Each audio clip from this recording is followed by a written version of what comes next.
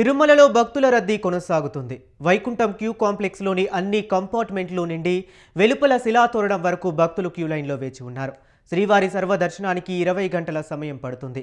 నిన్న శ్రీవారిని 65,225 మంది భక్తులు దర్శించుకోగా 31,106 మంది భక్తులు తలనీలాలు సమర్పించారు.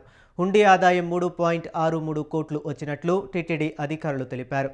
3 రోజుల్లో 2,02,000 మంది వైకుంఠ ద్వార దర్శనం చేసుకున్నారు.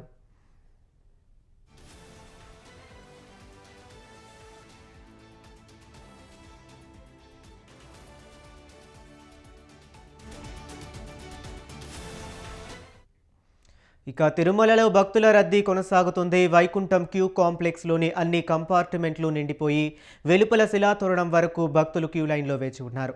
శ్రీవారి సర్వదర్శనానికి 20 గంటల సమయం పడుతుంది. నిన్న శ్రీవారిని 65,225 మంది భక్తులు దర్శించుకోగా 31,106 మంది భక్తులు తలనీలాలు సమర్పించారు. హుండీ ఆదాయం 3.63 కోట్లు వచ్చినట్లు టీటీడీ అధికారులు తెలిపారు. 3 రోజుల్లో 2,02,000 మంది వైకుంఠ ద్వార దర్శనం చేసుకున్నారు.